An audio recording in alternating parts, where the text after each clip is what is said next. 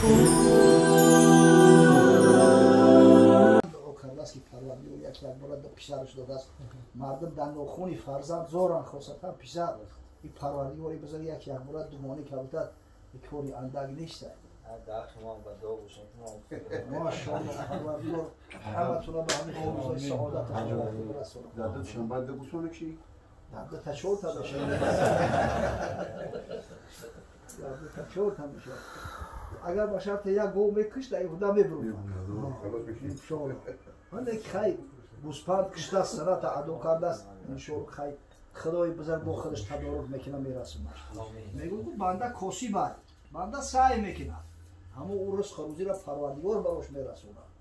خداوند او را خلق میکنه تا که سعی کردی تلاش کردی پروردگار او را برات پیدا میکنه فقط همین محبت باشه اصل همین بسیاری‌ها می‌خواهند که سلامتی خود را برقرار نموده حجامه گیرند ولی جای مناسب و باورناک ندارند. برای شما یک شانس بسیار خوب را پیشنهاد می‌سازیم. اکای بختیار در نزد بازار صداباد آفیس حجامه خود را گشودند و اگر شما می‌خواهید که سلامتی خود را برقرار سازید با این رقم‌ها زنگ زنید حجامه به 100 درد شما دوام میگه یک مرد فرزنددار شده است اکو یا تیفته است یشون کوی بوده کنید دهقان بوده است بیچاره قصد کرده است که اما عقیقه را به جا بیاره از بس که پول نداشته است این دهقانو زمانی پیش بیچاره هیچی پسنداز نداشته نمی‌کرد همین تو موسمی حاصل هم داشته نمیشید پول نمی‌افتاد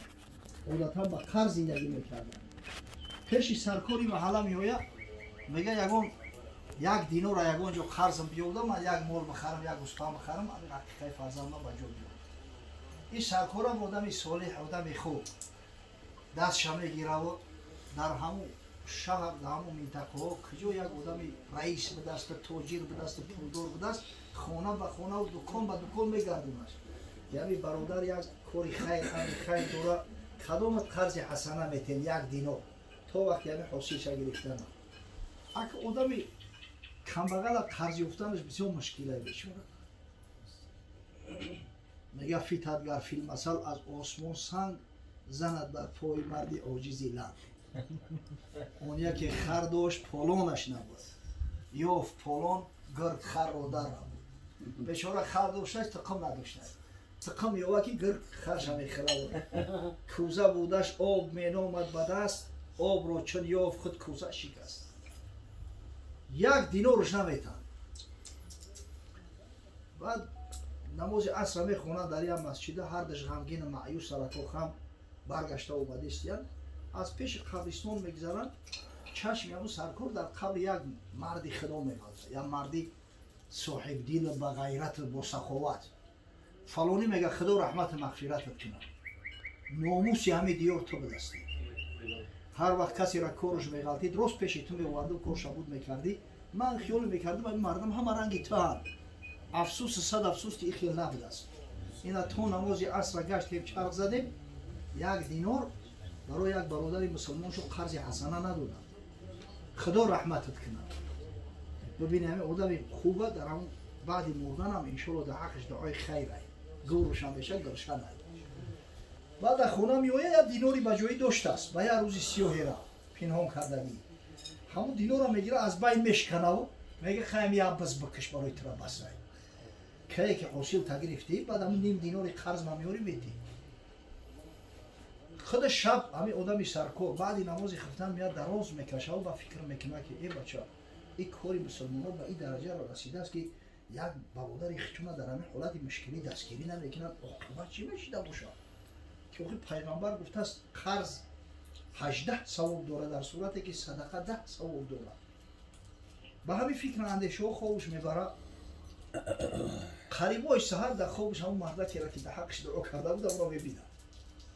همون شخص میگه که بسیار مضطرب حال شده ناراحت شده تو دان خدا نخواه یک کس میره یک دیگر قرض ندیده باشه خانه ما برا میگه بعد نماز بامداد فرزندم بگو که تنور را بکنن در زیر تنور همین 1 متر چقدر بگیرن یک افتوای میشیه در درونش 500 دینار 500 تنگه طلا برای هم فقیر دارترش ای خوب میخیزه همین خوب در ذهنش هم روشنی هست که سبحان الله این گفی مرا باور میکرده باشم میرم نماز هم میخونه و ددیلا به خونهشون هم میرم. فرزندو شاید میگه که بچه ها دین در حق پدر تو دعا کردیم، همیشه پدر در خواب اومد پدرتون اوکی خیلی من پیغمبر نیستم که خوابی من درست یقین باشم، امکان داره من خطا کرده باشم. نه که این دریا دوماز در ذهنم که این خیلی گفت که فرزندو ما بود که تنور را بکنن 1 متر زمین را بکوان، یک افتادای میشیه در روش 500 دینار همون در همین فقیر بتن. شما اختیار دارید اوکی تنور تولی کرشویا ما گفتم پدر ما در حیاتش دروغ گفتگی نیست، نگو بعدی مردنش دروغ بوده میکنیم. تنور را کندن 1 متر چقدر گرفتن که حقیقتا هم افتابای میشی برمد در روش 500 زلاتای چروانیست دینار زلاتای چروانیست سیاقی 500 تاش این خیلی پولای. ولی گفت که این میراثی پدر تولای، پدر فراموش کرده. زمان پیش سیف نبود، بانک نبود، مردم برای روزی مبادو همینطوری میگرفتن تیرو نقره در زیر زمین گور میکردن. اوی دز نیو او را خونه را دزدم بزنه وای مثال امین میمونه کو. پیسا کوتاه گفت که میراثی پدر تولای، او بیچاره هم 1 دینار قرض پرسیده استودی همون چی طلب ندارم. گفتم پدر ما را سبزه خوکش یک وجب شده است، اینقدر جوان مردی و سخاوت داره، مرگ ما زنده ها که غیرت یا مرده را نداشته باشیم، پاک و پهیل بخشیدیمش. همین خبری میگه گریف افتوار در لوکیش بست، گریف توار در نزد او بیچاره کمبغل وقتی ریخ در حیاتش کم پول دیگه نبود. او یک قرآن میگه در نزدش زمزمه کرد اعوذ بالله من الشیطان الرجیم و من یتق الله یجعل له مخرجا و یرزقه من حیث لا یحتسب. بگی گفت خدا داده است با او بیچاره را همین یه مشت کرده یا تیلو در پیشش ریخت گفت عیشین مادرت حلال اگر تو واسطه نبشیدی من را یک جا بیفتم. که گفت که اگر در خواب همون مرد میگفت که یگون مقدار شبگی میگرفتم هیچی نگفت است، همون نیم دینار خودم بجاده یا قرض دادگی خدمه بیو. اینطوری مردا بودن در اسلام که الحمدلله اسلام رشد کرده، ترقی کرده. در تمام گوشه و کنار دنیا مسجد است و مسلمان است. در یابانیا، در کره بچه ها اومدن الحمدلله میگن مسجد مسلمان خیلی زیاد شده است، روز افزون زیاد میشود. بسیاری مملکت هایی هستند که مسلمان ها لشکر نکشیدن و تهمت میزنن اسلام به ضرب شمشیر و آتش پاشیده است. کدام مسلمان با اندونزیا لشکر کشیده است؟ کدام پادشاه مالایزیا رفته است یا کره یابانیا؟ اسلام با همون جای نبی جوان مردای مسلمان بردن، دیدن غیرتشونه، همتشونه، راست قول بدنشونه، خیانت نکردنشونه، همون مردم مویل شدن و همین دینی بزرگ قبول کردن. اینا ببینه واقعا همین کسی که به خاطر الله کاری را کردنی شود حتما پروردگار بزرگ رزق روزی شانتری محیا میگردونه، از جای میرسونه که در یگون رستشات نیست و یرزق من حیث لا یحتسب.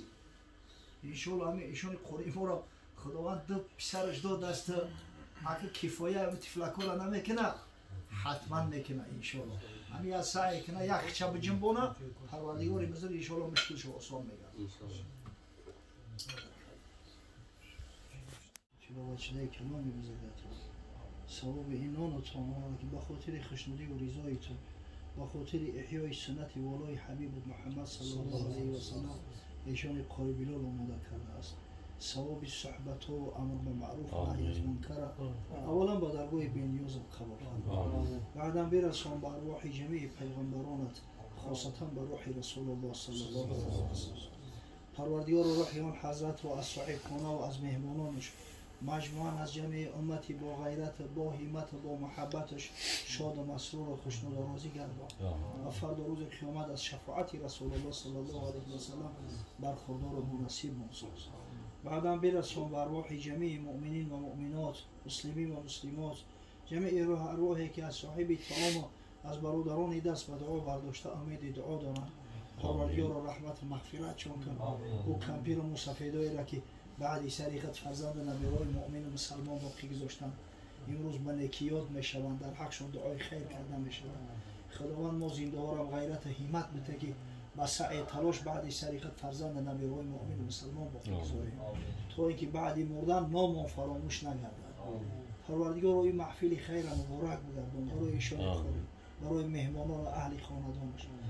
پروردگار عبدالله جان و احمد جان از جمیع بلا و گزند و آفت ها حفظ کن. سالم صالح تندرست محیب عالم قریب کمال برسون.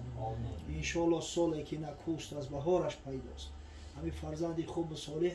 فرزندی هست که در خاندان مرد و زنهای صالح صالحه به دنیا می آید. انشالله محفل عقیقش برگزار می شود. یقین است که کل شیء یرجع الی اصلی، هرچی به سوی اصلی خودش رجوع میکنه. هیچ شکی نیست که انشالله ایشان قاری که سعی دنیای فرزندان را کرده است، محفل عقیقش را برگزار ساخته است، برای تعلیم تربیه او فرزندان کوشش به خرج میکنه و او فرزندان را به این نامای بزرگ سزاوار به کمال میرسونه. خدایا برادرایی را که در این محفل خیر شرکت دارند به همین خیر روزای سعادت و خوشبختی روزی توی عقیقه فرزندان و نوه‌هاشان برسان. پروردگار و صف شماره فرزندای حلال زاده،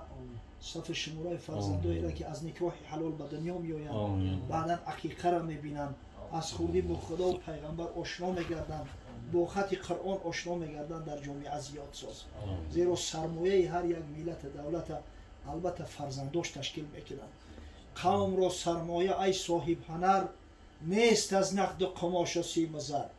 مال او فرزندهای تندرست، تر دماغ و سخت کوش و چاق و چست. انشالله یقین دارم که فرزندایی که از خوردی تعلیم و تربیه اسلامی میبینند هرگز کج رفتار نمیشوند. خداوند عاقبت امور ما به خیر انجام دهید. به خاطر این محفل خیر، به خاطر احیای سنت زیبای پیامبر صلی الله علیه و سلم در این خاندان، در این محله، در این شهر، در این دیار، خاصتا در خاندان برادرای دست به دعا برداشته